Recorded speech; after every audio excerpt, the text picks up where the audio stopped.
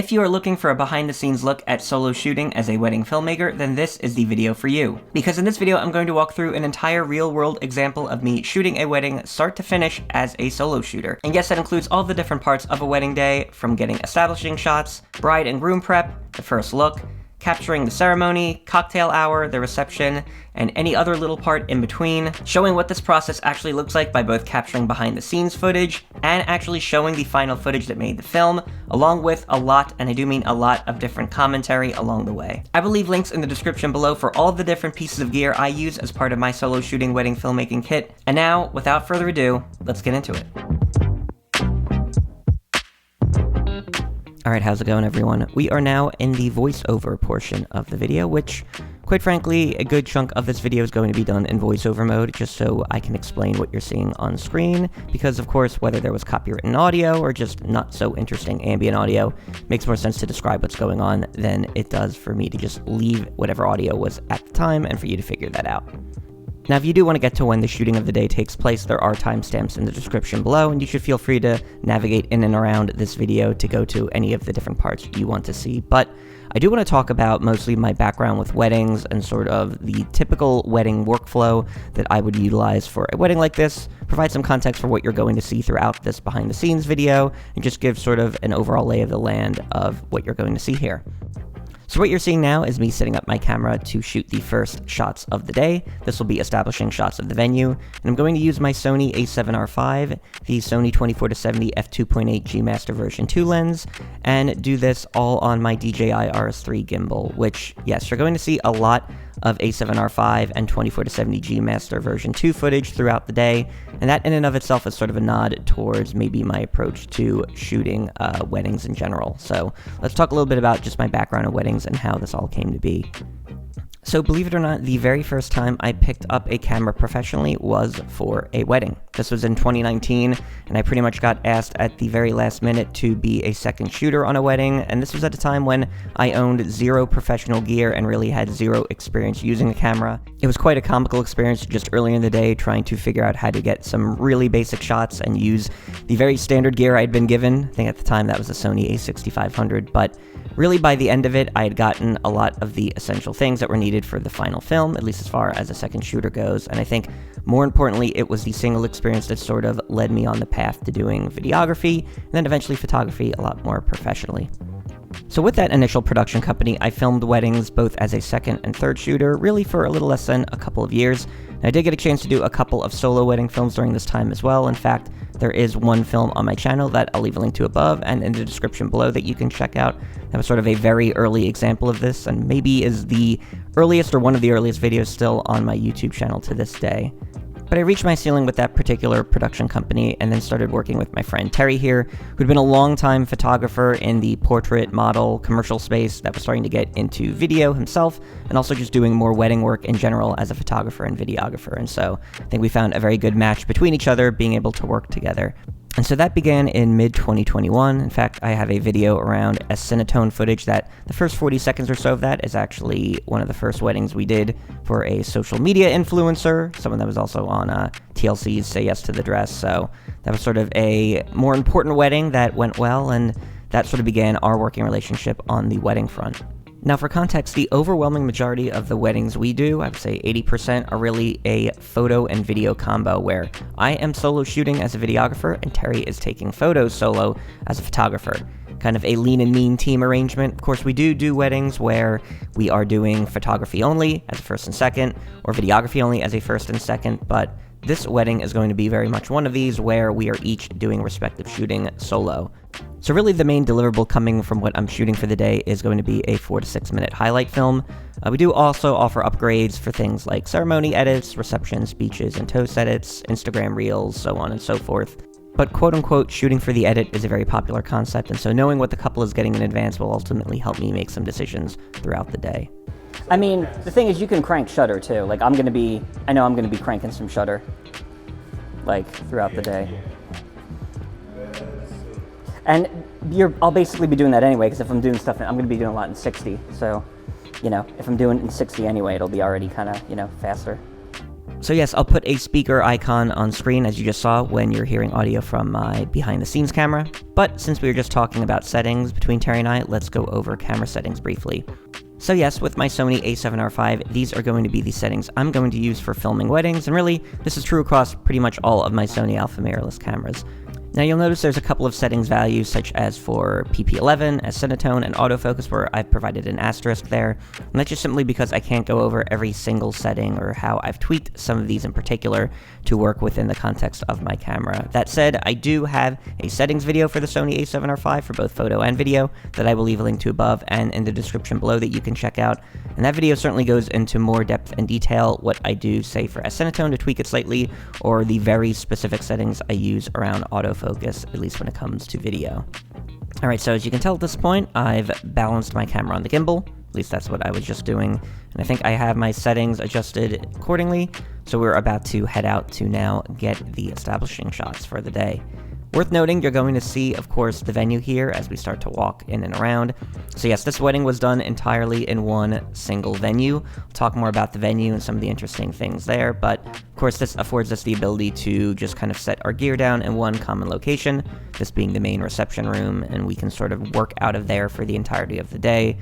So something I didn't capture on my behind-the-scenes camera is that when we first got here, we did talk to the venue's main event coordinator / pseudo-wedding planner. This couple didn't actually have or hire a planner in particular for the day.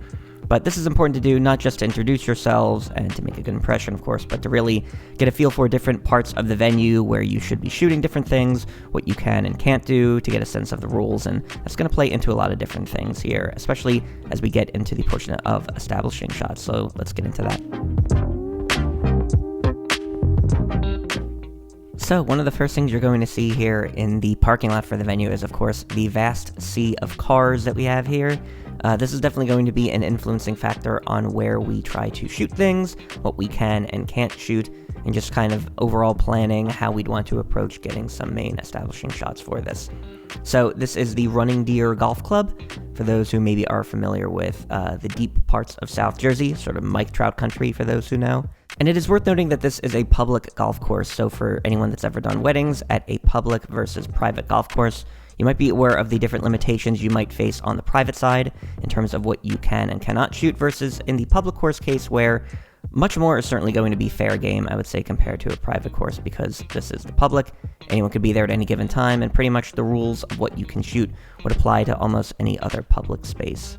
So this is going to be one case where we will break the exclusive solo shooting rules for the day, because Terry is actually going to be flying a drone while I capture some shots here on the gimbal with my a7R V.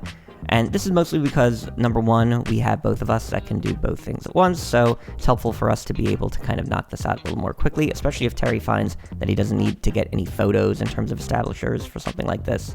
And then number two, in this case, we both have drones. Of course, I have right now the DJI Mini 2, Terry has the DJI Mini 3 Pro, and so we figured we would give the Mini 3 Pro a go here, since I think this is one of the first times we ended up using it for a wedding.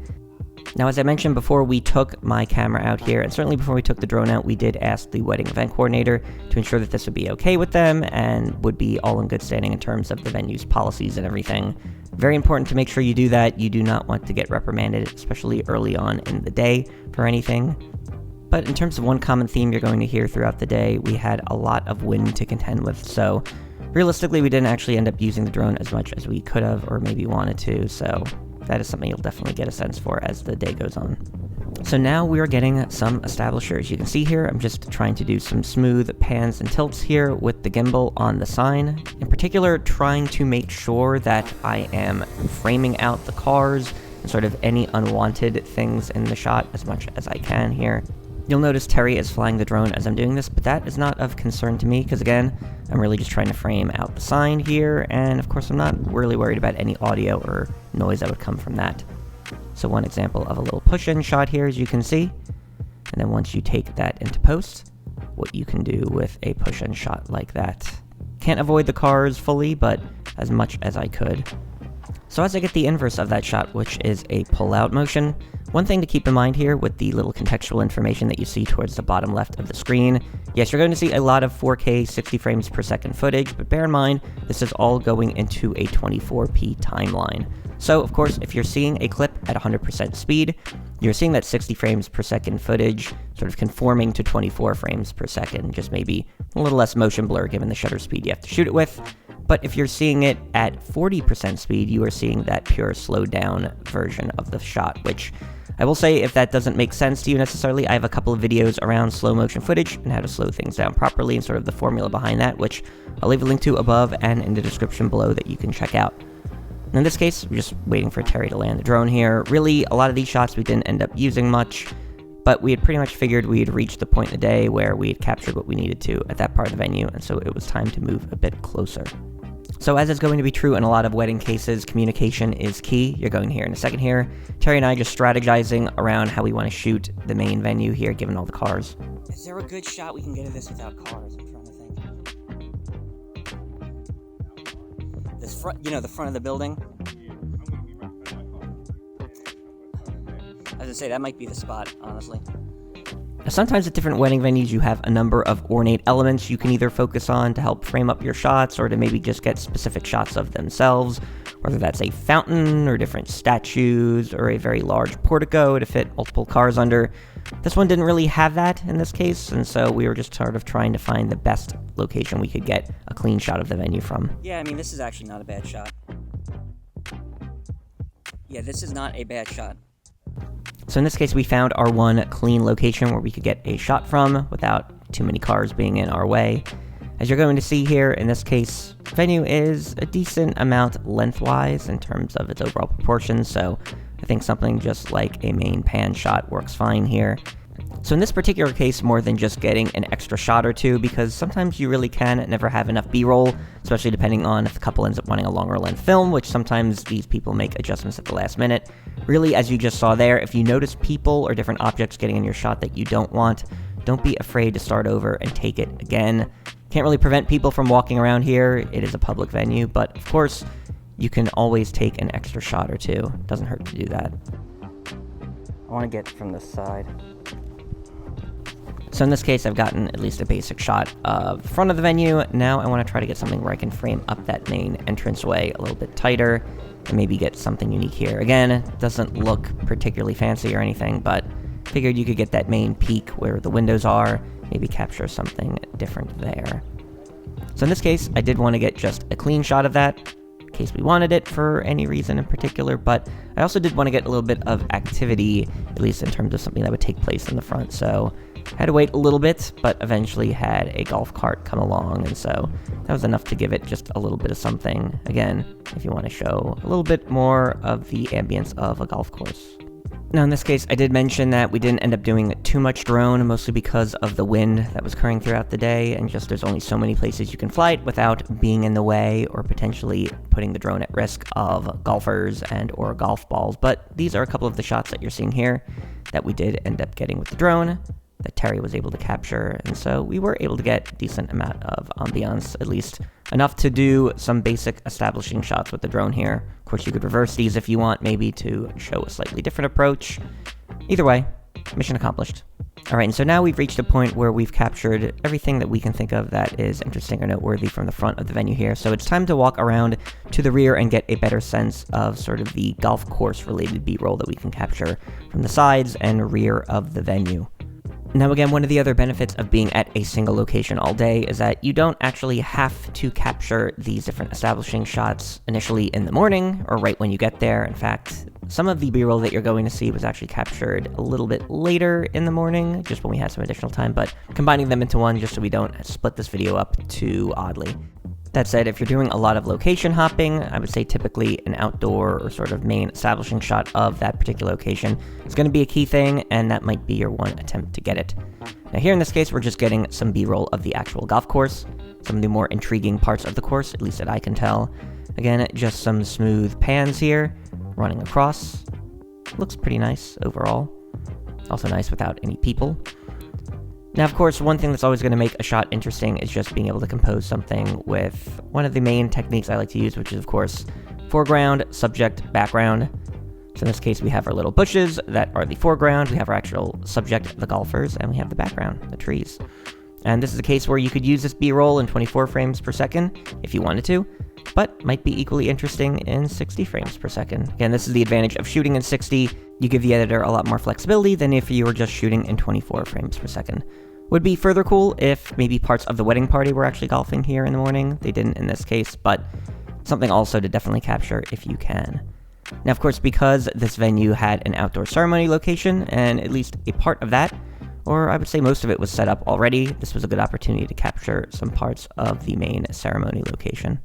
Now I have a few key types of shots that I like to get for these outdoor ceremony locations. It's often very nice if they're maybe flanked by bushes and you have sort of a more unique approach shot, something to add a little bit of foreground or intrigue to lead into it. In this case, I'm just using these rocking chairs as that sort of element to the shot.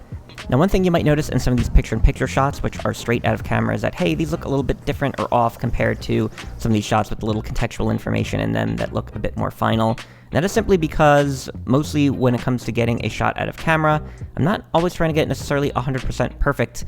I just need to make sure I'm not grossly under or overexposed, and really when it comes to some basic exposure changes, white balance, saturation, contrast, I can tweak that with S-Cinetone after the fact. And in fact, really all these final shots, that is what you're seeing, really just tweaked S-Cinetone, not using any special LUT or any magic color grading here, just kind of correcting what you would get straight out of camera with S-Cinetone. Now, I often find a cool shot to get here is just doing one of these walking right down the aisle. This is true whether it's an outdoor ceremony location like this or even in a church with a much more grand, cathedral hall and other sorts of different elements. So of course, if I capture motion going in one direction, I like to do the same thing going the other way. So we had our push-in shot of the ceremony towards the pergola, and now we have our pull-out or pull-back that is capturing the same thing in this case. Okay, I'm gonna get a couple side shots here. So to the point of my on-camera audio comment there, I do like to try to get a shot of the different seats or pews, just sort of showing some motion there. Sometimes an interesting shot, sometimes it's not. Now, of course, we are at a golf course, so the key thing I want to do is just capture more different elements of things that show where we are to establish our location. Again, will these be used? Will they not be used? I don't really know, but I'm trying to just get as much as I can. So we have those elements if we need them. Yes, among the many things you'll find in a golf course are golf carts. So nice little lineup of them. Thought it might be an interesting shot to capture. There's also this little sort of outdoor clubhouse or snack bar that I figured doing a little reveal shot with the tree as foreground might look nice. Now, I think it's important, even in a location like this, to not just try to get the shots you need, but also try to do so without necessarily disrupting people. So I certainly don't want to get in a golfer's face and necessarily put pressure on them or make their experience weird, but I had the opportunity just to see through the different trees here and frame up a shot. Again, I'm using the 24-70, but really this is more like a 28-84 by the time you factor in that 1.2 times crop factor that the A7R5 has in 4K 60 frames per second. And so I'm going to use that little added focal length, at least on the telephoto side, to get some shots that I think might be unique and interesting here. So in this case, we have some golfers golfing. Kind of a little peeking through shot to just see what's going on, as you can see here. Trying to capture a shot, which I eventually did. And in this case, very much trying to capture a similar kind of shot going from the other way. So again, I really haven't even left that main sort of ceremony location. This is sort of on the fringes of it, right? Not actually out on the course necessarily causing any disruption, but can still get some cool kind of shots. But it's now going to be time we move inside for bride intros, dress, and flat lays. Thank you. Alright, ready? Yeah, let's do it. I'll keep this on the gimbal. Alright, I'm going to walk down there with you. I'm just going to not even do the camera yet because I just want to get video of that. Okay. Alright, so I don't need a picture of it. I'll get pictures when she's Right. I'll set that up. I'll you good with just that, right? Yeah, this will be fine. Alright, so now comes the time where we formally introduce ourselves to the bride and the bridal party. You'll notice here we are heading down quite literally to the basement. Yes, the prep areas for both the bride and the groom are in the basement of this venue. Zero natural light. We will talk about that in a bit and the different implications that has, but In this case, once we stepped down there, the bride had requested actually us getting some initial prep of her, just getting her hair done. This is typically not going to be very common in this case because oftentimes you're not going to want the bride having anything captured of her, at least before she has her makeup on, but we saw it happening, we were there, and so it's an opportunity to capture that. That is specifically why I brought my camera down, just to get some of those initial shots. So in this case, I'm just getting some candid shots here. But again, I want to point out that this room and this prep location, though not ideal, is going to be something we're going to have to work with and think about throughout the day. So again, sort of just a very large, nicely done up storage closet in a way, right? But not anything that's going to give us any natural light for doing any type of prep shots. So this is going to impact how we think about shooting different things throughout the day. In this scenario, you really want to minimize the room and sort of not make it a focal point of any of the shots, so really capture what you need to. In this case, it's just her getting her hair done with the makeup artist doing this, so leaning more towards the medium tight side to just capture that is what's going to be key, at least in this case. Dress. Want to do that? The dress? Yeah, we can do the dress. Yeah, and this is good to do with the gimbal, yeah. Okay. I'm gonna need flowers again though. So I'll take this for now. Okay, I have a hand if you want. What, for flowers? Yeah. If All you right. want. You said you're texting them now? You texting them? I just texted him, yeah. Okay, all right. Then take one of the flowers. Doesn't matter which Okay.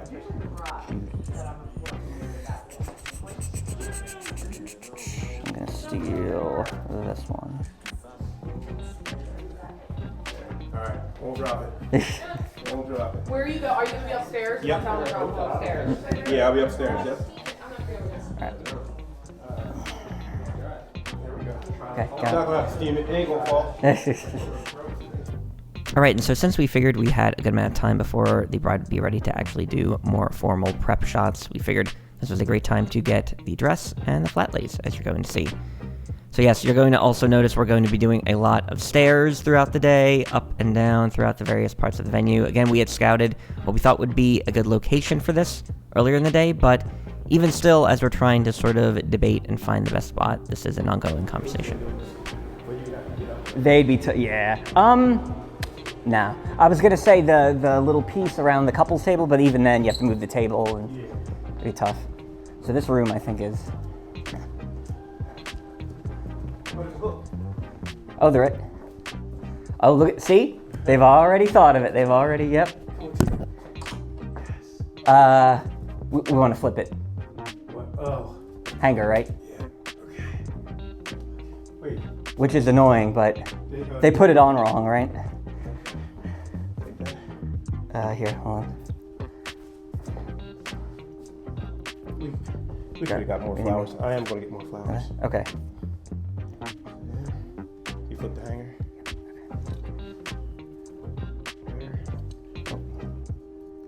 Where does it catch? Like there.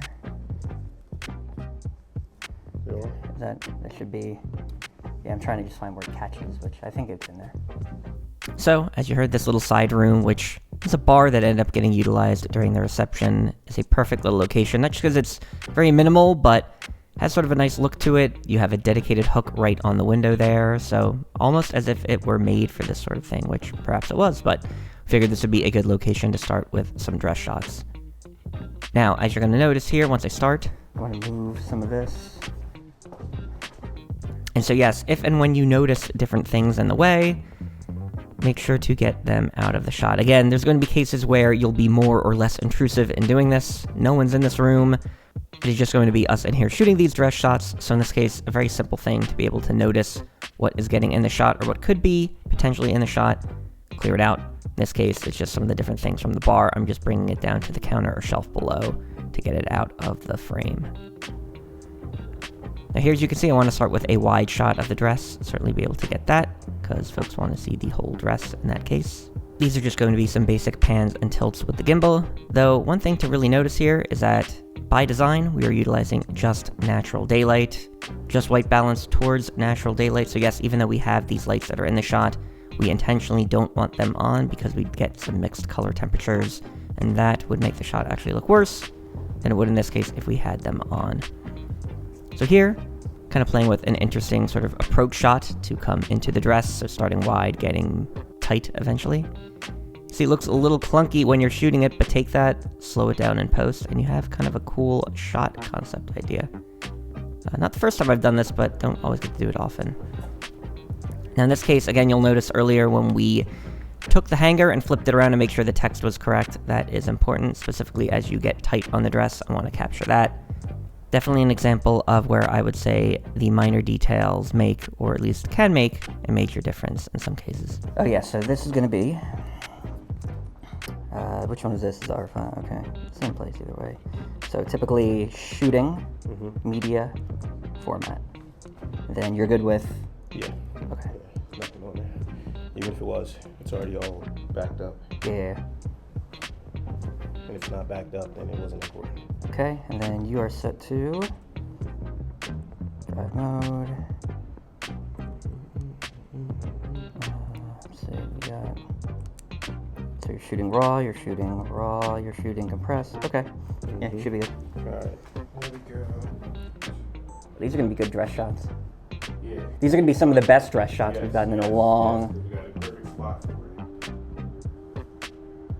So yeah, I think this was Terry's first time shooting with the A7R5, so I had to walk him through the menus a bit. He had just picked one up himself.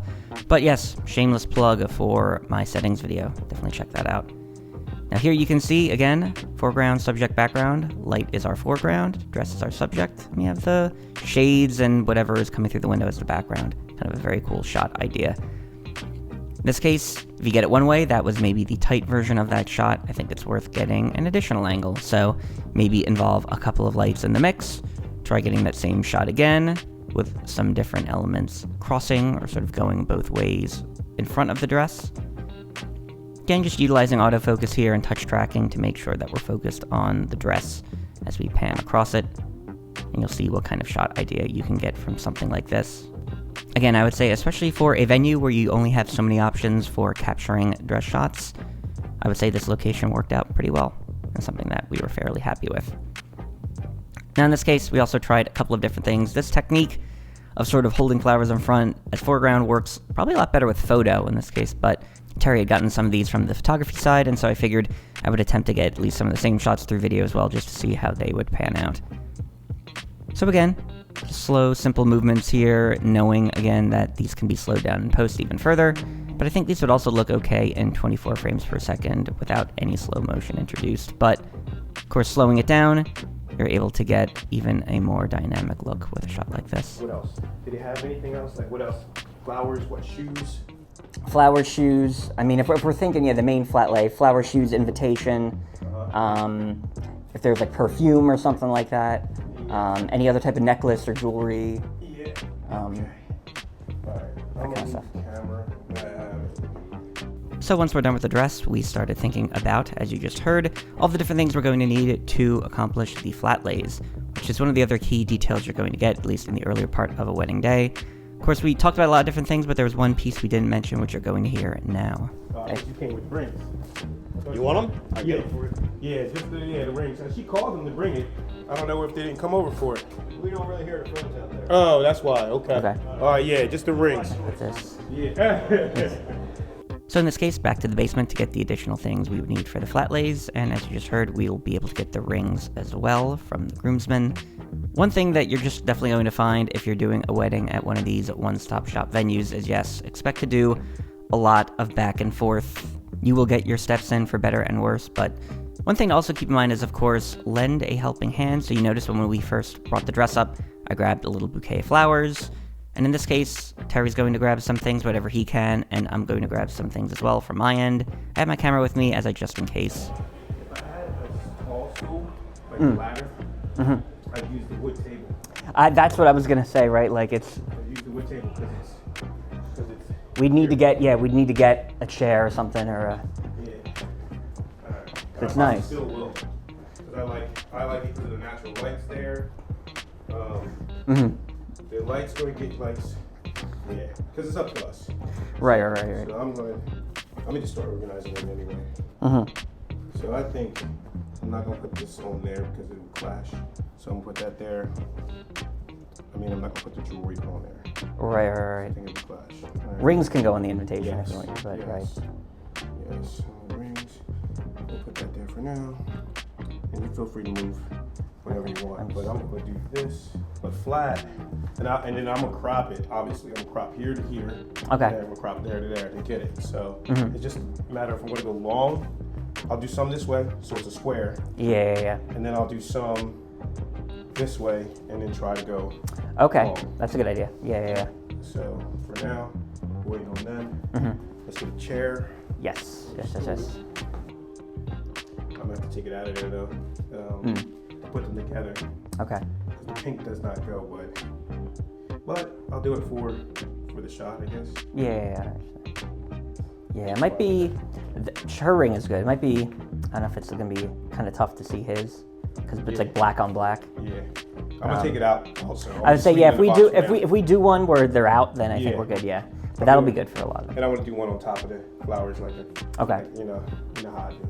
So when it comes to flat lays, that is an area I will generally let the photographer lead in terms of the overall setup and arrangement. In this case, of course, Terry knows what he's doing, so an easy decision to make, but if you're working with someone that does not, might be a thing where you might have to provide some guidance and instructions, and you could hear even in our case, we were sort of going back and forth and just discussing what we think would look best given what we had and what was available to us. Now you can also see in this case, I'm giving Terry some time and space, and he's going to give me some time and space as well to get shots. Go ahead. Okay. Get her. Okay. And this is important just as part of overall collaboration, right? Making sure that you're not stepping on each other's toes. Now when it comes to flat lays, again, I do like a sort of approach shot here. Just focus on the main invitation, if we can get that. The rings are there, of course, so we're going to make sure that they get highlighted or at least are seen. Now because this is a flat lay, a top-down shot is, of course, typically important. If you're a photographer, you're just getting a still. In this case, add a little bit of motion, so the gimbal can help with that. Just sort of tilting or panning across everything. And this is a case where I'm really making use of the 24-70 here to be able to get a lot of different shots and different focal varieties without necessarily having to directly change how I'm shooting that. Yeah, have to be close, but not too close to, lose focusing. That's the thing with that, 61 megapixels, you'll be able to crop in like crazy, so. I'm gonna put this chair back. Yeah. First thing. Okay, thank you. So now we're at the point of getting some ring shots. Again, nothing too over the top here. You can do ring shots a number of different ways. I've done those fancier ones with really unique reflections and things. This is a pretty standard mid-level market wedding. I'm not trying to go too fancy or anything really elaborate here. Now, one thing I also wanted to make sure I captured while I was up in this part of the venue was some of the specific details that had been placed by the couple, by different family and friends, meant to reference important people to them. So sure, the guest book, but also a lot of these different familial things in a sort of separate setup display, as you're going to see in a second. You might think you have all day to capture these, but again, when you have some natural light and when you have some extra time, that's a great time to do it. But now, let's get into the bride prep portion of the day. So yes, remember to knock, of course. You don't want to just barge into the bride area in case folks are getting dressed. That would be a very uncomfortable situation. Now really in this case, you're going to start noticing doing bride prep, of course, while the bride is getting her makeup. Sometimes folks will stage these shots and try to position her by a window. Again, we had no natural daylight here, and the ability to pull her off to a separate location before being seen by the groom, which yes, this was prior to a first look or anything, was going to be tough. So really, we're just trying to get some natural, authentic shots here of her actually getting her makeup done. Raw capture, not trying to do anything staged necessarily. Now, of course, to do this, as you'll see, I want to just try to capture things from multiple angles and do a little bit of shot sequencing, as I like to call it. So again, wides, mediums, tights, multiple perspectives of the same thing. You saw me earlier utilizing the ring light as sort of an element of foreground. So that can actually help. This room isn't particularly aesthetic, so having the ring light helps with lighting her in this case. And of course, having it there just adds a little bit of interest. So just getting some basic shots of getting makeup done. Now in this case, I would say the bride was a little more reserved, so again, not someone we were going to try to intentionally pose or that wanted to do any really staged shots, so that is how we were keeping in mind getting these, at least for this particular portion of the day. You're going to notice some questionable shots here because, as you can see, there's the mirror. The mirror can help in some cases with getting some cool shot ideas, but as you see now with my reflection in at least one of them, as I'm sort of conversing with Terry about different parts of the day, it can also hurt, so you really do have to be mindful of all of the different things going on. Even for simple things like this, Now, it was around at this time that I figured I had done enough of what I needed to with the gimbal, and given we were going to be doing some more prep with both the bride and groom, I wanted to switch to my monopod, in this case the iFootage Cobra 3, and run with that for some more still frames, at least in terms of prep shots. So this was sort of a part 2 to the makeup, at least in terms of what we captured just a moment before. So now she had a lot more done in terms of the overall makeup look, and we figured this would be a better point at which to capture some of those main prep or getting ready shots. Again, in this case, I really do like utilizing a lot of different ways of capturing certain things throughout the day, so gimbal can be great in certain situations for just getting smoother movements and different sorts of things. I do love the monopod, especially for getting quick still shots, because a tripod can be pretty invasive even in a big space like this, and especially so if you're doing prep in someone's house or a much smaller space. And I also like utilizing a fair amount of handheld as well, so you're definitely going to see a lot of handheld, especially later on in the day as this video unfolds, but you'll even see me utilizing it in different parts of the prep and getting ready portion, as you might see in a bit.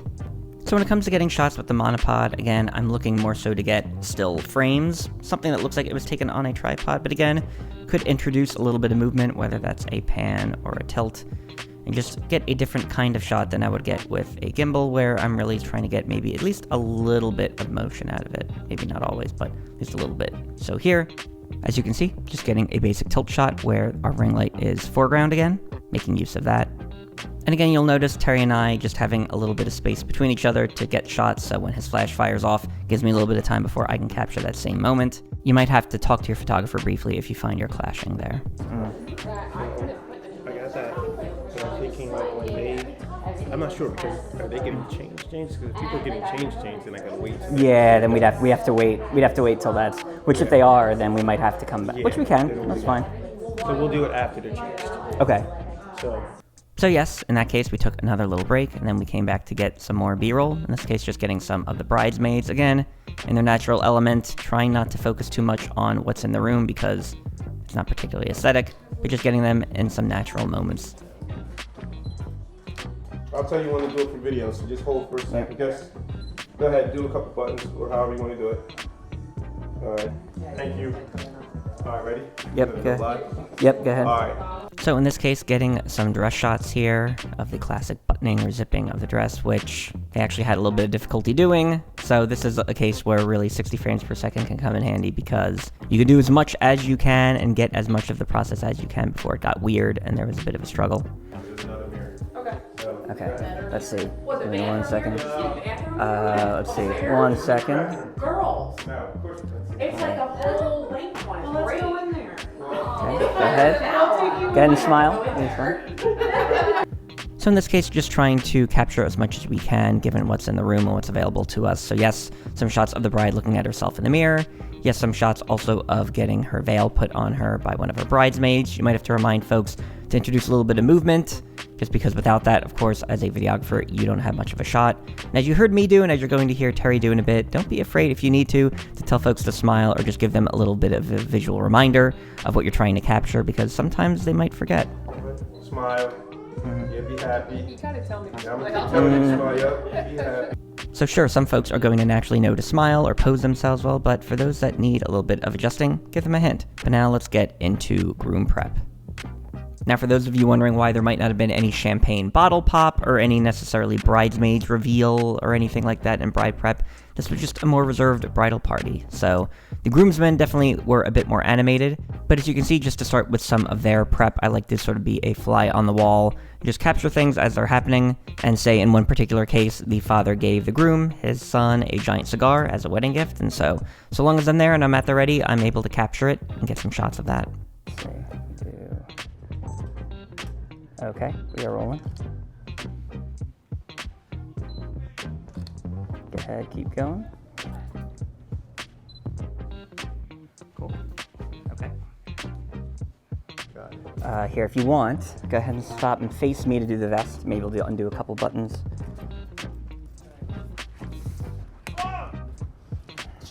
Yeah, it's gonna be that kind of day. Yeah. It sure is. That's good right there. Yep. And good light, right? He's right. Yep. So, awesome. Cool. Do you want to do some with the jacket, or? Yeah, we could put do. it on. Yeah. Jacket. Yep. Yeah. Yep. We'll get you putting it, but if one of the guys are ready, we'll get them there. Yeah. We could do a shoe, like have him like look like he's tying a shoe or something. Yeah. Okay. We got one for you then. While you're waiting for them, you tie your shoe. Okay. Up on that stool. Does it matter that my shoes aren't actually tied? You could slip it yeah. on. Slip it on. just Yeah, slip it something on, like that. Give me 1 second. No, I'm gonna do the other one. Other one? All right. This one was easier. So as you heard in some of that behind-the-scenes B-roll, we are now at the main groom prep portion in terms of the classic shots you would typically get. And as I mentioned, I started off as a second shooter, so a lot of these different shots and things are sort of ingrained in me. So yes, you're seeing the shoe being put on, of course, in this case, but some of the other things you already saw were things like adjusting the tie, buttoning up either the vest and or the suit jacket. If the groom has cufflinks, you can capture putting those on. If the groom has a boutonniere as part of the suit or suit jacket, that is yet another item you can capture. So really, there are a number of different things, of course, that go along with just basic groom prep. Something else I want to point out, if you notice that flickering light in the background there, be very, very conscious around your surroundings here. Again, this is in a basement, a locker room in this golf club. Not perfect lighting, certainly for sure, but we're trying to just get decent lighting as far as where we will have our subjects illuminated within this space, number one. And number two, eliminate any really bad, horrendous light or things that would totally ruin shots, like that flickering light. I guess much like we had the bride with her bridesmaids, or sometimes the mom helping with the veil and putting on the dress and zipping that up, here we want to have one of the groomsmen doing a pretty similar thing with the groom.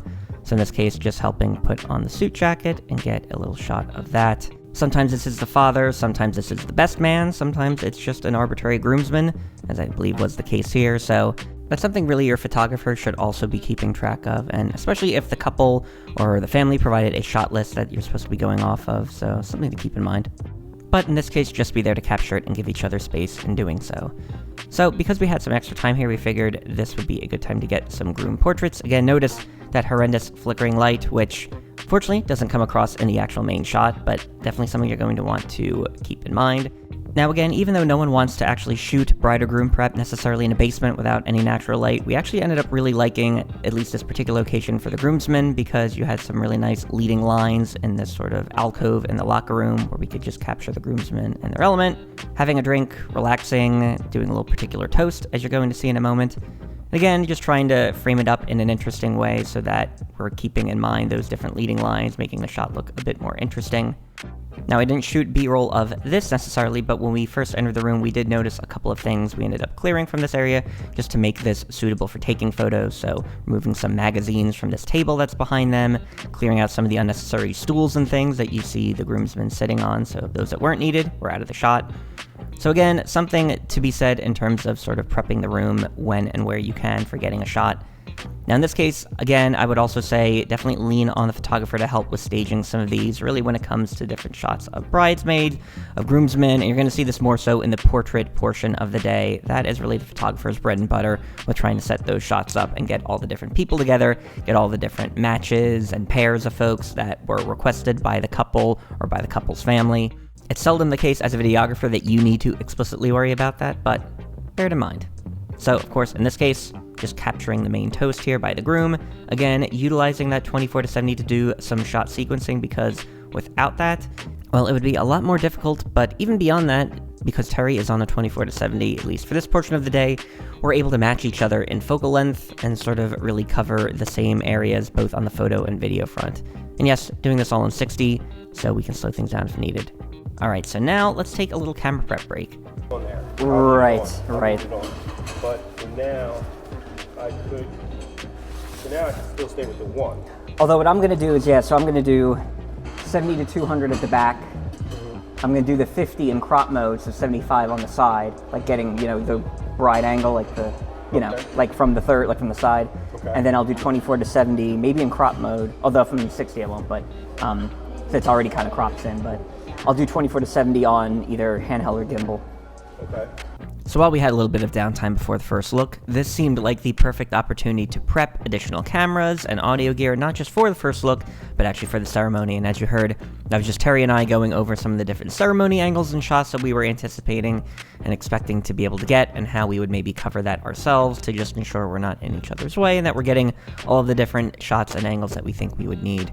And of course, I'll talk about that a little bit later, but this is also an opportunity to wear some of that gear that I'm prepping for the ceremony I'm going to use for the first look as well. So if and when I want an additional camera angle or something like that, I will try to use those same additional cameras, those same lenses for the first look, and that's another thing that's going to help me out later.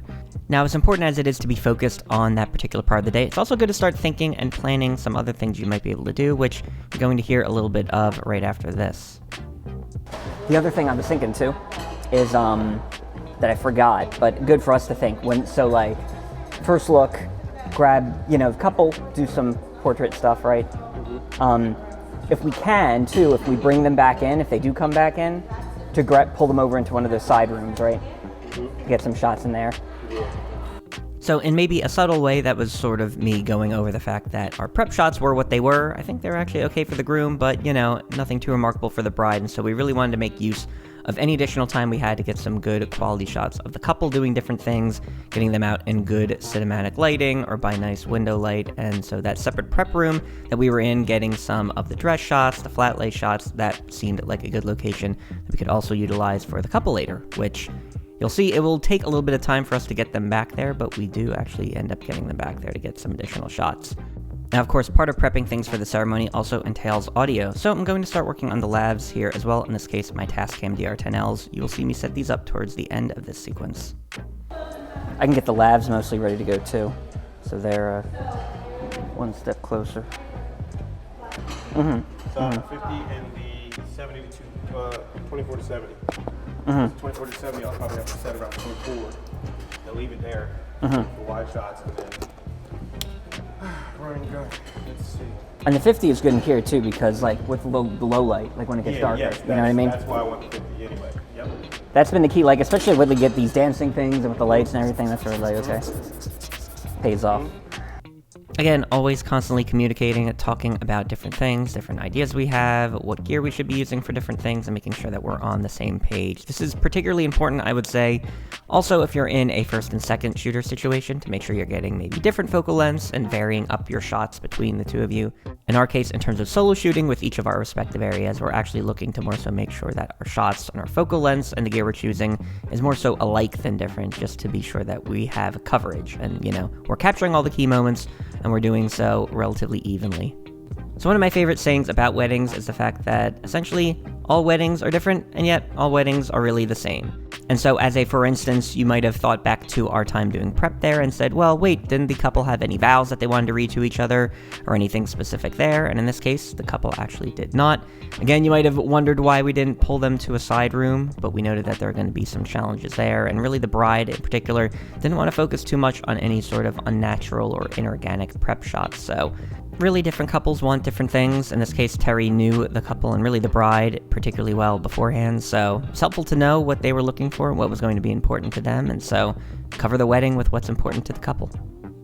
The pinnings go on without a filter, right? On the 24 to 70, yeah.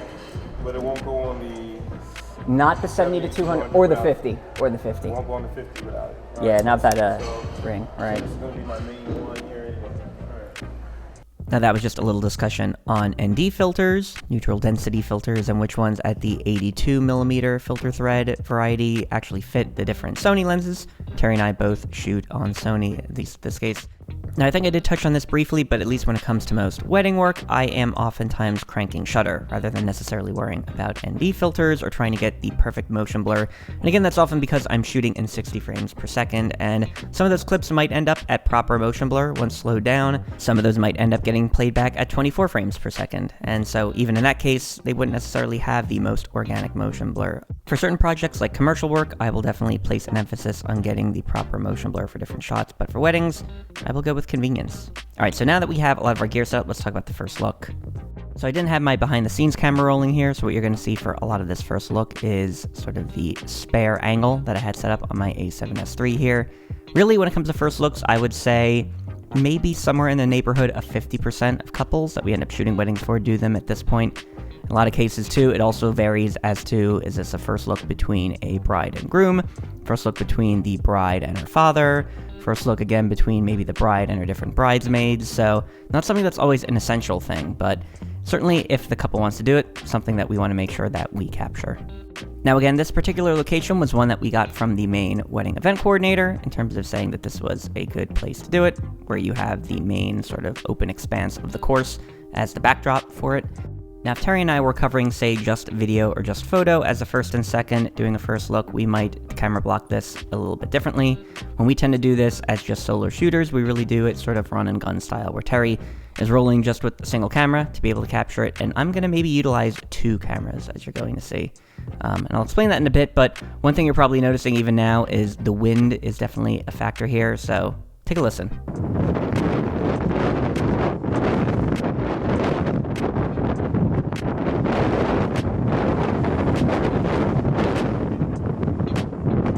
Okay, so enough of that. But needless to say, if audio is an important component to your first look, you would probably need to change your location completely and your entire strategy for capturing this. In our case, we often find the audio isn't particularly important, at least for first looks. A lot of times, couples don't really say anything, or maybe you get a few interesting words and not much more, so the visual is more important to telling the story than necessarily the audio.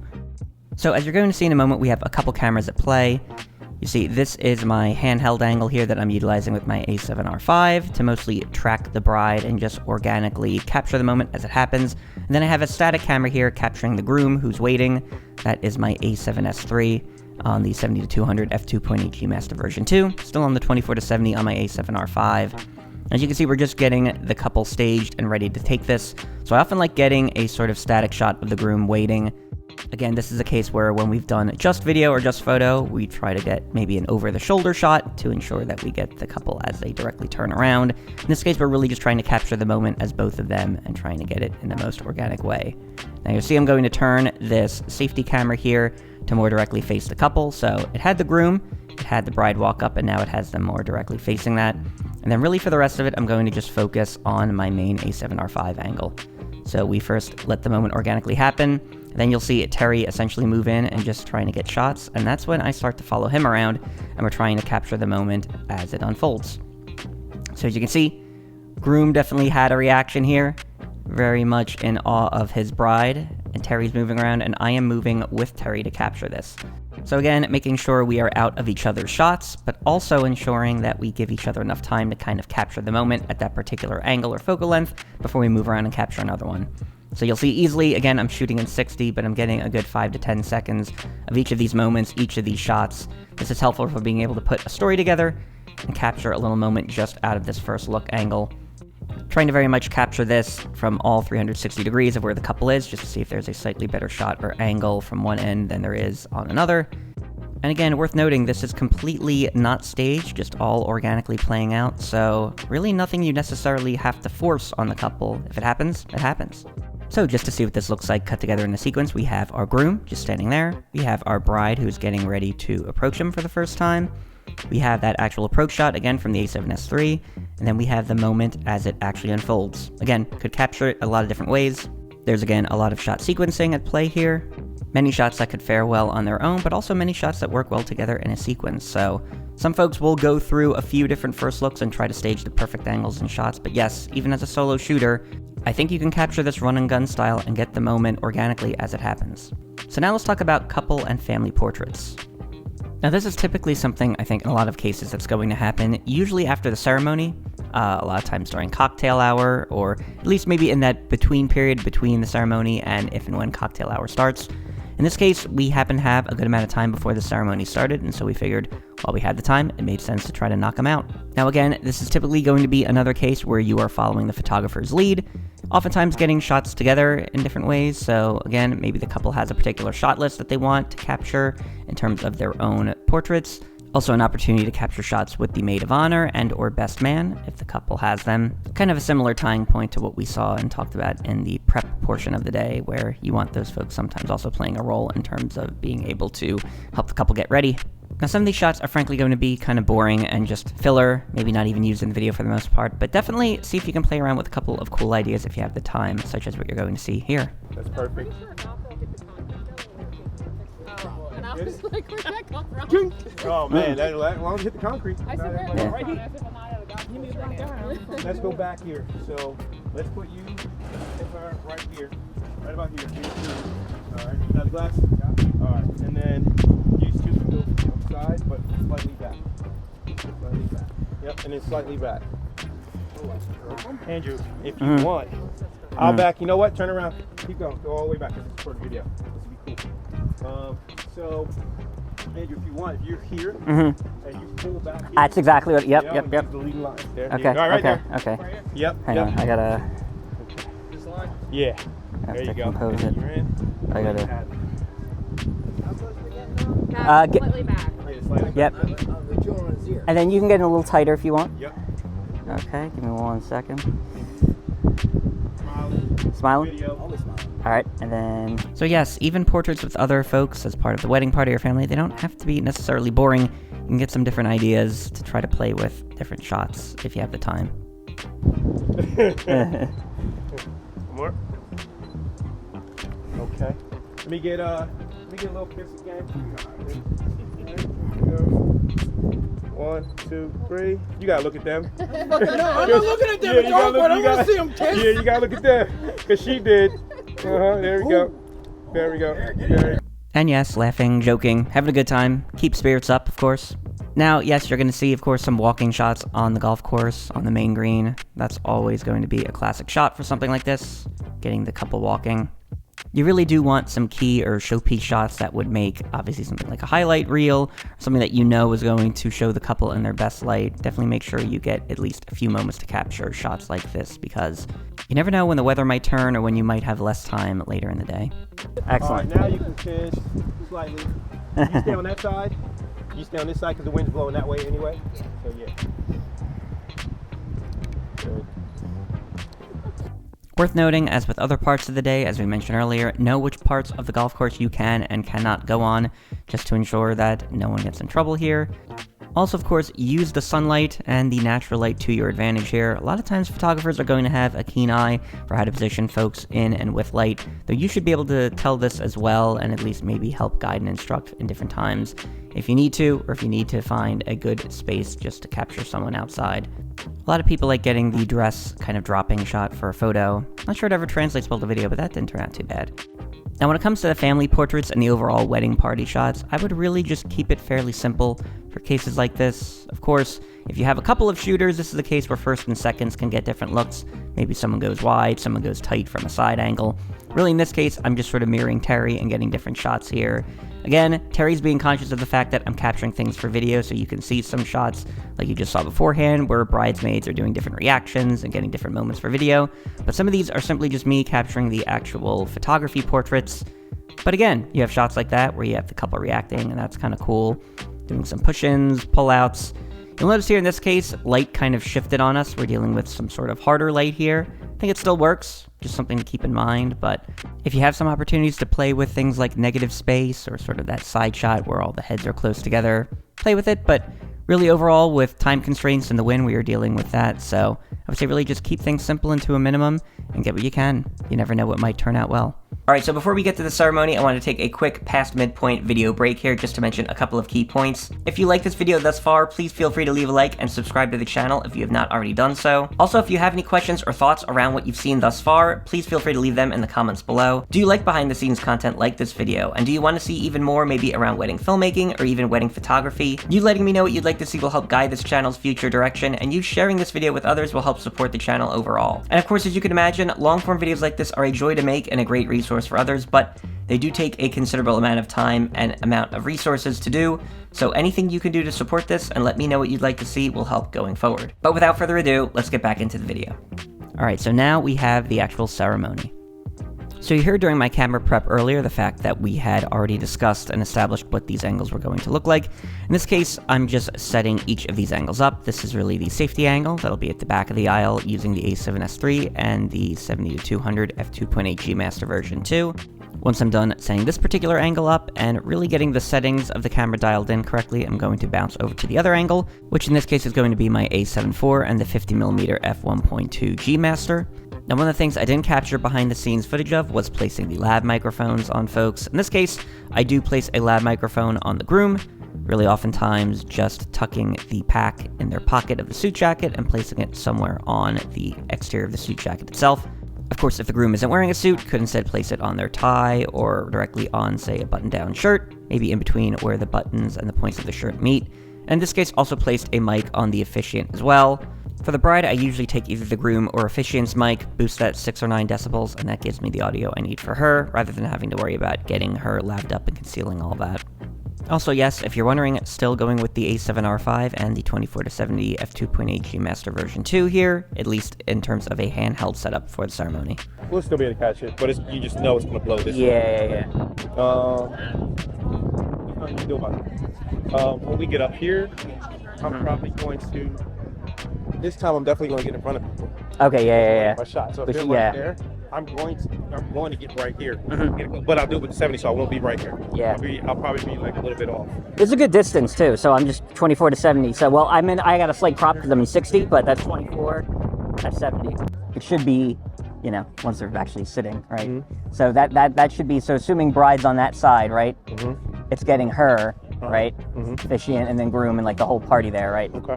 So, and that's manual focus, so should stay locked on there. And then you can crop in too. Okay. And then for this,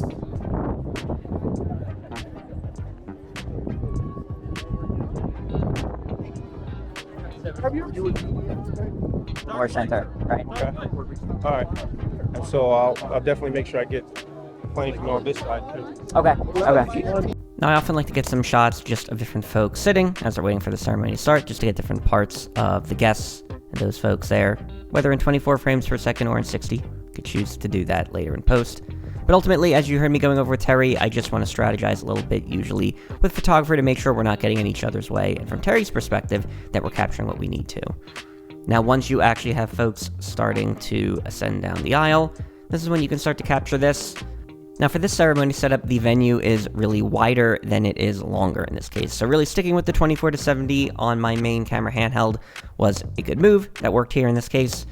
However, if we were instead dealing with a venue where you had maybe a long and narrow church, and somewhere where their ascension down the aisle was going to be a very long path, that's where I might lean more so on a 70-200, and then maybe would go with a wider angle at the back for something like the safety shot.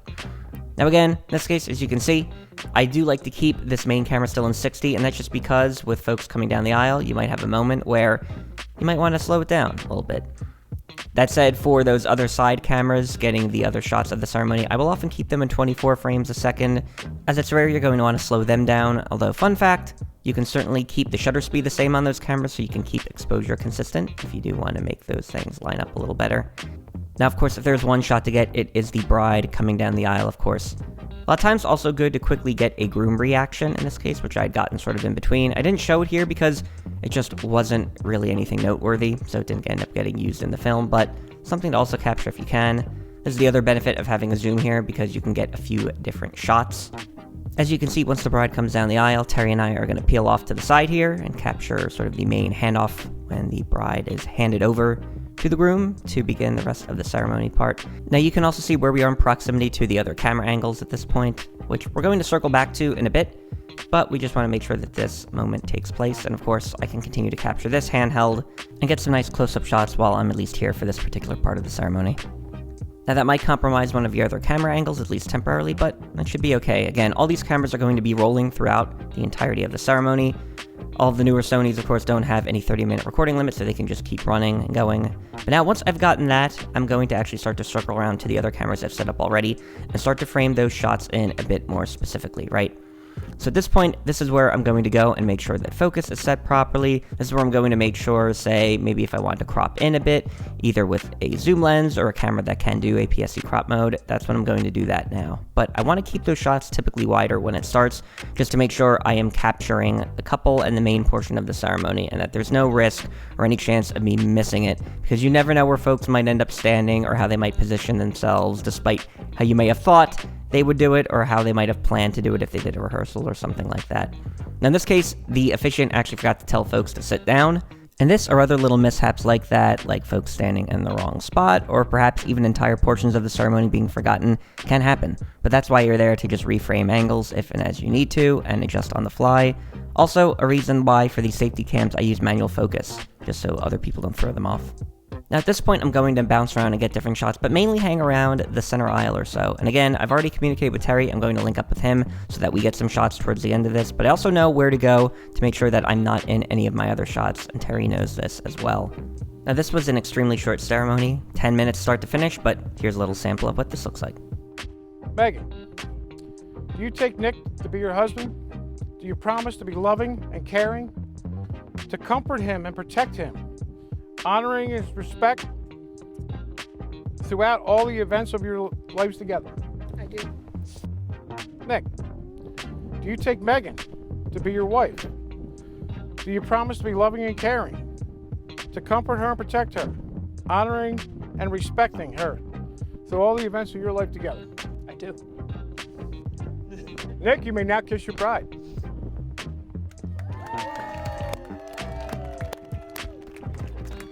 Now, in particular, towards the end of the ceremony, I am often hanging out in the center aisle just to get the ring exchange and capture that first kiss. That is always important. Now, I mentioned the fact that this was an extremely short ceremony, and so if the couple had distinct vows that they were going to read to each other, I might have peeled off to the side to maybe capture the groom angle, just to make sure I had that, but in this case, they didn't do that. It was short. Now, of course, you do want to capture the couple coming down the aisle. Yes, you can still do this even if you don't have a gimbal. 60 frames per second, a little bit of slow handheld can do it. I do like to also capture some of the other guests from the wedding party coming down the aisle as well. Much like weddings themselves, ceremonies are the same and ceremonies are different. So if this were an hour-plus long Catholic church ceremony, I would have camera blocked this differently. And of course, if this even went longer, I would have gotten some additional angles, but it was short and sweet. No, that was for the video. I didn't know that. The The DJ had to. That's why it's, yeah, not up there, but for... The DJ's mic didn't work. I said, oh my God, I got it. Yeah. It's too windy for them, so... So yes, as you heard there, the DJ initially planned to have a mic for the ceremony, but due to wind, didn't use one, so that's why you definitely want to have your lavs. Alright, so the signing ceremony, more portraits, and cocktail hour. Now this is the first half of a very eventful hour that you're going to see here in the wedding. Now I know the signing ceremony is actually a portion of the ceremony itself in some other countries and is a much larger deal. Here, I don't see it happen necessarily all the time, but it's become more of a public thing that at least folks or couples want captured. So in this case, I just pretty much do it run and gun style. As you can see, they move the couple in here to their main head table just to sign it. So along with the officiant, along with the best man sort of helping out here, I'm just capturing the signing portion of the wedding ceremony from different shots. Different angles, shot sequencing, using a monopod here just to get some still shots, and also trying to capture the couple as they're having fun as they just got married themselves. Now again, I mentioned the fact that we wanted to get the couple back in that side room to get some more shots of them, and maybe some more prep-like shots, and as you can see, mimicking a couple of the groom shots here from a prep perspective as well, but you can never really have too many shots of the couple, and especially if you didn't get to do a separate engagement shoot or anything prior to the wedding day, it is important to get as much time with them as you can. Cozy up to the wood. Are we going like this? Yeah, you cozy up to the wood, so, and then I'll tell you when to look at me. Because right now it's just gonna look like you're looking outside from the shot that I'm taking. So I'm gonna have you move there anyway. Alright, make sure, man.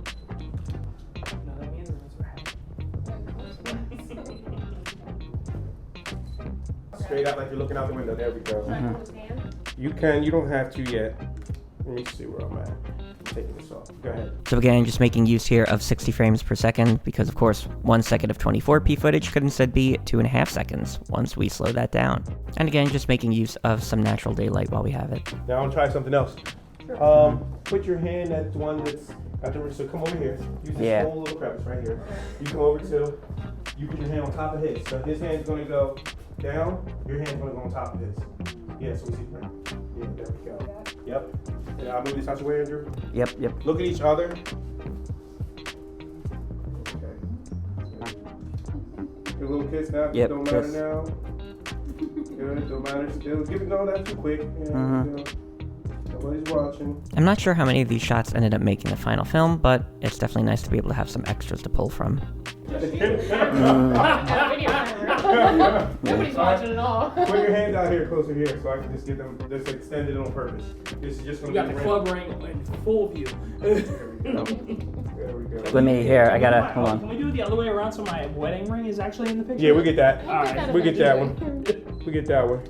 We gotta let them know who you are. I was gonna say, we permanent. So yes, because they are married at this point and have their rings, also a good opportunity to get some shots there if you so choose. And once we had that, we let the couple join cocktail hour. Now, honestly, in terms of capturing cocktail hour ourselves, this is one of the areas I often don't mind if I end up missing, but when it comes to getting cocktail hour shots, I'm often just looking for different guests and groups of people laughing, having a good time.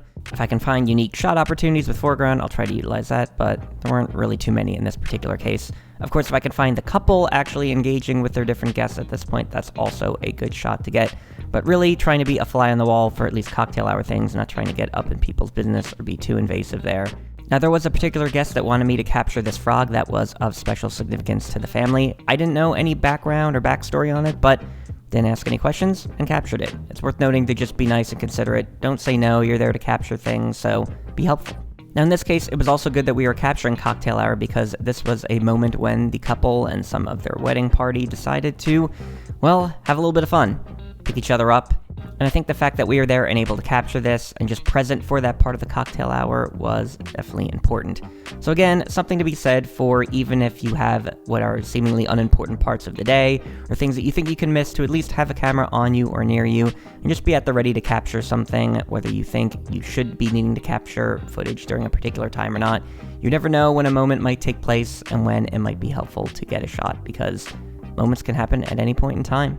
So yes, maybe a couple of takeaways from this cocktail hour in terms of the frog. 1, just say yes, and 2, for shots like this that can occur, just always be ready. So now we have the details and reception prep, and this is the second portion of our long hour that is taking place here. So similar to what I mentioned with the establishing shots, these shots here for the reception details were also captured over a couple of different periods of time. I believe one before the ceremony and one after. In this case, really just making use of the fact that we were setting up in the room, so whenever I noticed I had some time to do it, I would capture these details. And of course, also making use of the fact that we had natural daylight pouring in, so didn't have to set up any artificial light to capture this.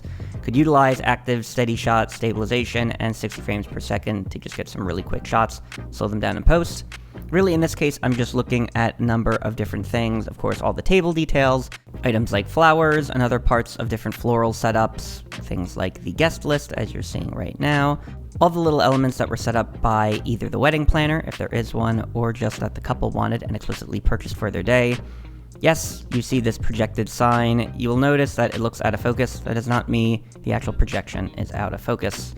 Now, of course, you also do want to get the cake, and I got this on a couple of different occasions, including later, but did want to get it in natural daylight as well. Just capturing some different shots and items that could be used in a shot sequence for the cake. And for anyone that says you can't get a nice bokeh-licious shot using f2.8, I would beg to differ.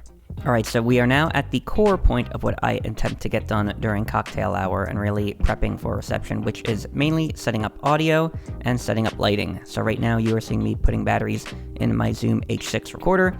This is going to be my main device that I use to capture audio throughout the reception. So mainly the key device that is going to capture all the different speeches and toasts and drive audio for that, but also any introductions or anything that might be also relevant to capture during this portion of the day as well. Now, I do have a Sony TX660 that I will often keep as a backup in case I need to quickly clip something onto someone or hand them a quick recorder, but I would say 19 times out of 20, the Zoom H6 is going to be more than adequate for DJ audio. Now, in this case, I did talk to the DJs in advance, introduce myself before I venture over there, as you're going to see in a second, but you'll get a little feel for how I just basically set this up with them.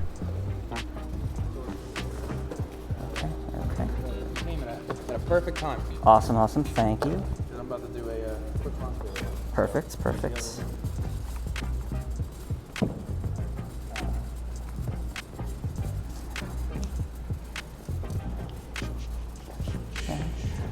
Microphone testing, check 1, 2. Give me a little music there, Bobby.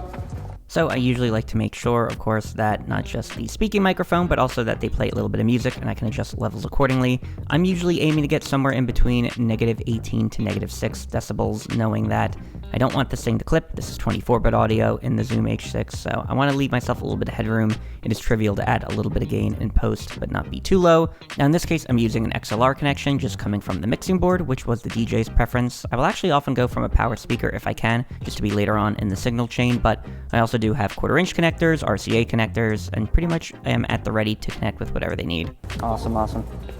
I will... What is you could put him right. Yeah, I was gonna say. That would wherever probably be that's ideal. That way convenient. it's out of sight, out of mind. Okay. Do you mind if I keep the headphones Yeah. connected? Because I might just on occasion I understand. come over, you know. Triple check. Yeah. Ours on the left there. Ours on And the then left. I'm just gonna do I that. just like to not see Okay. it. That way Yep. You're good. we don't actually pick it up. I don't touch it. I don't Yeah. Out of sight, out of mind. Okay. Yeah, I don't think we need more than one, right? I think one light, right? Yeah. I think one light. I think I'll do the light between the chocolate room and the speaker, like between the door. You know what I mean?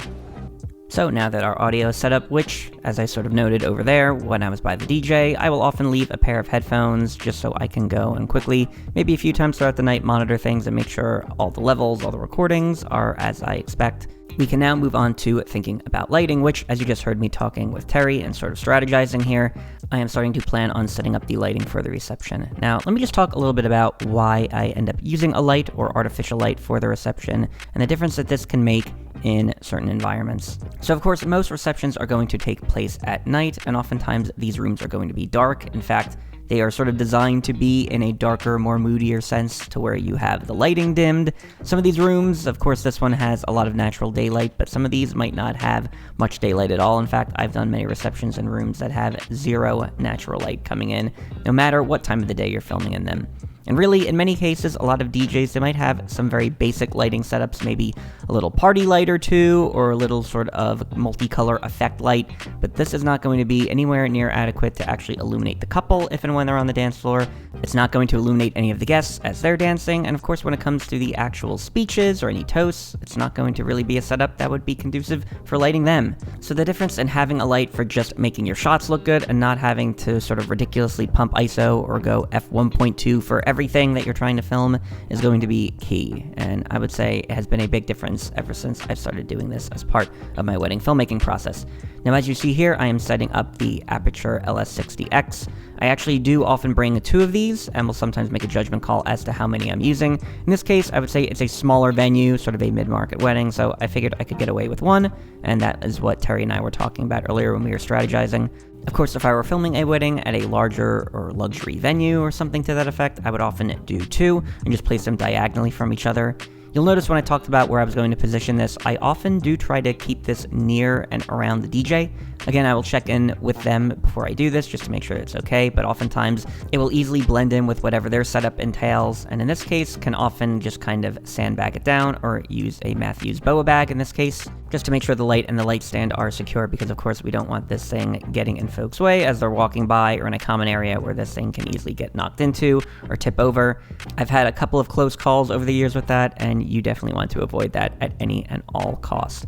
Now, when it comes to the LS60X, I really love a bunch of things about this just for weddings and overall run and gun filmmaking. Of course, you can see me putting the batteries in here, so this takes Sony NPF batteries.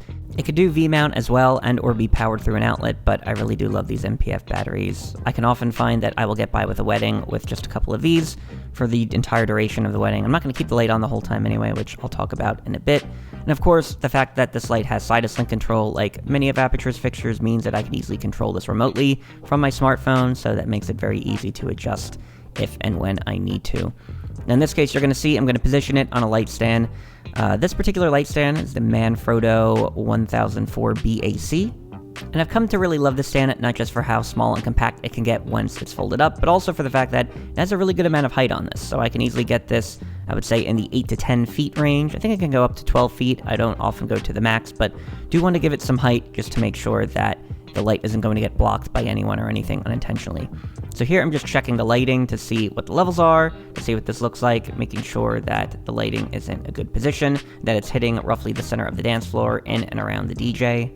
This is often a case where if I'm shooting with Terry or just shooting with someone else, I will have them go and check, and we can kind of cross-examine the lighting to make sure it's hitting where we expect and at a decent level overall that's not blasting people. We're of course also trying to get the light at such an angle so that it's aiming down in the center of the dance floor. Again, not aiming at the folks sitting at their tables eating dinner.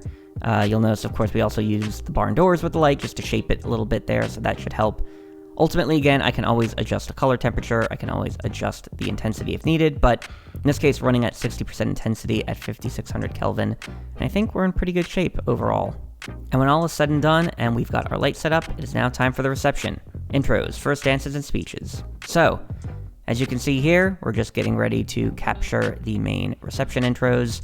This is again one of the parts of the day that just tends to happen very fast, and so you want to be ready to capture it in the best manner and the best location that you can. So again here, Terry and I are positioned side by side, both shooting on 24-70s, and again, sticking with 60 frames per second, because if anything interesting happens, we can always slow that down in post. In this case, also going handheld, just so I can act and react quickly if we need to move, or I need to adjust the zoom. Worth noting, if I'm shooting on a gimbal doing these sort of reception intros, it can sometimes be tough if and when I need to adjust zoom, because the torque from that can kind of wreak havoc on the gimbal if I go a little bit too quickly. So my quickest ability to act, or at least react, when it comes to reception intros or anything where I'm going to be doing a lot of quick zoom action is to go handheld. And again, just lean on active stabe and sort of my general handheld movements there. So you'll notice as the different wedding party members come in, they are actually getting illuminated by the light as well, so actually helps even unintentionally, you might say, in this situation. Lighting with intros can get really, really tough. Oftentimes, the most important one, of course, is the couple themselves. So that's the one you really want to capture, and this is the moment that I'm really making sure that we get. Now again, in this case, throughout, I am really keeping a conscious eye on Terry, or whatever photographer I'm shooting with, just to make sure we're both capturing and not getting in each other's way. And then once the couple is introduced, it is showtime. So again, utilizing zoom, getting tight when I need to, moving back to a mid shot, then going a bit wide. And of course, as I notice Terry start to move around, I will move around as well and capture things.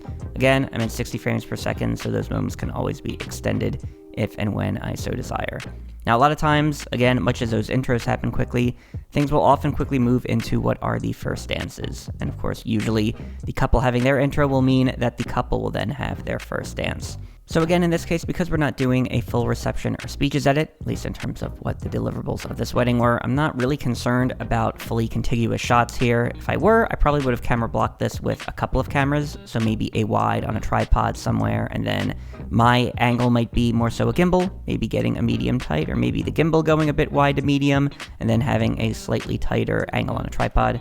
But as you can see here, I'm mostly just trying to move around, get some different shots, utilizing the light, whether directly as you just saw to get a sort of halo effect, or to capture it from the side to get sort of a nice sort of Rembrandt look on the couple. Really, we're just sort of moving around and trying to capture a bunch of different shots and angles, and I'm utilizing my zoom to do some shot sequencing, so playing around with wide, medium, tight shots, playing around with pretty much all the different angles. This is not just going to be useful for the couple and capturing different things, but also useful for later when it comes to getting dancing shots. Now, you might notice a bit of light flicker on the back wall there. I'm not sure if this was the uplighting provided by the DJ or maybe the actual tungsten lights from the venue. In either case, I'm mostly going to try to avoid this when it comes to shooting, and just bear that in mind. So I would say it was at a level of being somewhat annoying, but not completely distracting or ruining the shot. Of course, Sony's now have the variable shutter setting in the a7R and up to be able to try to accommodate this. I did play around with that a bit, but wasn't going to get any shots where at least I was going to be able to utilize that and keep the shot bright enough to be able to account for it while shooting in 60, so I ultimately left it as is, and I think it's okay, but just something you need to be really conscious and aware of when you're shooting. Now again, as we go through all the different dances, so we went through the couple, and then they called out the rest of the wedding party on the dance floor. Now we're into sort of the parent dances, mother and son, dad and daughter, so on and so forth, and really I'm just kind of executing the same things I was doing before. Different shots, different angles, moving along with Terry and keeping in mind the photographer to make sure that we're not in each other's way, and we're getting similar shots throughout all of this. And again, just trying to get different unique looks here, trying to capture the moment. Of course, as with many things throughout the day, autofocus is clutch for dancing shots like this, regardless of whatever aperture you're using, whatever lens you're using, but just being able to move around and quickly get nice framed up focused shots is clutch. So here, again, just kind of moving around. You'll notice also that even though Terry does have his flash on here and is using it, his flash power should be able to be much lower than he would have had to use otherwise if there weren't any still lighting being used from the LS60X. So this can also help out the photographer as well.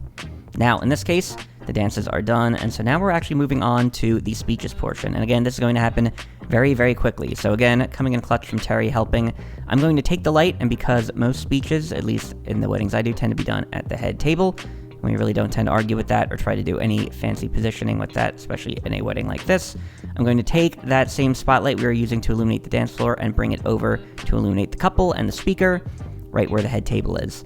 Now again, this is sort of a cinematic versus simple setup, so in a more cinematic case, you might try to catch the light from the side and do something a little more cinematic. In this case, we're just trying to get some direct light onto the subjects here to make sure that we're not going to have to pump ISO too much, and that overall, what we're trying to capture will be lit correctly, and lit well enough to be able to see. Now again, this is going to be one of those key moments that at least gives you some good audio to tell the story, along with things from the ceremony, so just to give you a sample of what this sounds like with the DJ audio synced up. Bless Nick and Megan. God bless them. Give them a long journey of happiness. Let everybody have safe journeys home. In Jesus' name we pray, amen. Short and sweet. Yeah! It's about time we're all here to celebrate Megan and Nick, right? It's been far too long. We're finally here. Thank you. I just want to take a moment to thank everybody who has helped out in any way. I couldn't ask for a better brother-in-law. I had the privilege of living with Nick and Meg for a while. Megan will 100% tell you this. It was always me and Nick against her. And sometimes it still is, and somebody's got to have his back. Please raise your glass. Here's to the husband, here's to the wife. May they remain lovers for life. Cheers! All right, so I've known Nick for a handful of years, and Meg as well. There are many, many stories I could share with you, and most of you know them already. I'm pretty sure Nick stayed in his best physical condition, stressing over my speech. Nick is a non-professional golfer, and he could not keep his foot still and hit the ball at all. So Thump there went and laid across the ground and held his ankles. And it was the best shot he had all day. There are friends and family from all over gathered here today, from near and far. It's amazing how far friends and family will come for an open bar. And to that, I salute Nick and Meg. May you have many years of happiness and love you, the love you both deserve. So as you saw, a mix of tight shots on the speaker and some wides and some shots of the couple. Once we're done at capturing that, Terry assisting here with just bringing the light back to where we were. I can shut this off using Sidus Link, and we can get things back to the initial location where the light will sit near the DJ. Now again, had this been a bigger wedding or something with a reception and speeches edit, then in that case I might have utilized a couple of cameras, maybe with a 50 capturing the wide, and then my handheld angle or an angle on a gimbal doing tighter shots of either the speaker and the couple, but in this case, yes, you can still do this with one camera and a run gun setup. So at this point, with the light back to where we were, it was now time for dinner, and that was going to take up a good hour or so, and we, as vendors, had our dinner at the Surf and Turf. It was delicious, and you should definitely make sure, as a vendor, you get a good hot meal. Something to consider. Now, yes, there was a little bit of dancing that took place, I think, in and around the dinner hour. We did capture a couple of quick shots, but really, not too much expected here, and of course, a lot of the additional activity will take place after folks have eaten. So, let's now talk about the tail end of the reception that includes the cake cutting, dancing, and garter. Now, whether you can tell or not, this is yet another case where we took the light from its initial resting location and moved it over, in this case, to the left of me. You can kind of see the side of the wall illuminated there, but we aligned it so that we could illuminate the cake and the cake cutting area, because this was being done in front of the chocolate room, and really without this, it would have been way, way too dark. So again, getting some additional B-roll of the cake and the cake setup with the direct light on it. Now, I don't know if anyone has a truly elaborate cake cutting, filming, or wedding videography strategy here. For myself, again, it tends to be just capturing the moment, making sure that, of course, you can see the couple, you can see the cake, you can see the couple cutting the cake. Sometimes I'll try to get some tight shots depending on the angle there. This can often get tough too, because sometimes you have a crowd of people in and around them, and it can be tough to get some good shots. So I would say if you absolutely need to, have the couple cut another piece, have them do it again. In this case, sometimes you get reactions, sometimes you don't. I think we got some decent ones here, but just make sure you capture the moment, and then you can move on to other things.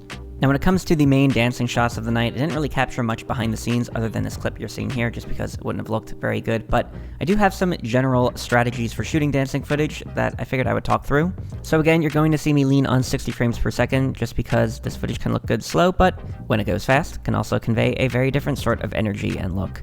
Now, in this case, of course, if you notice someone that's having fun and is really getting into it, focus on them. Lean into it. get on the dance floor with them and get some shots, but of course, don't focus on them too much, at least for the entirety of the night, because there's a number of people that you're going to want to get. Now, in this case, something you've also probably noticed is the fact that lighting makes a huge difference here. So yes, even if I'm not going to leave the light on all night, I'm going to try to make sure that it is on while I'm capturing these dancing shots and that I'm in certain pockets of light to capture it. Now, yes, I also think it's really good to get some wide shots of the venue, of the room, just to show some perspective on the entire party, especially if you have a full dance floor, make use of that. Now, if or when you see the couple having fun on the dance floor, make sure that you capture that. That is also going to add to the story. Is there a threshold for what kind of dancing shots you should include, or when does it get too rowdy to not include things?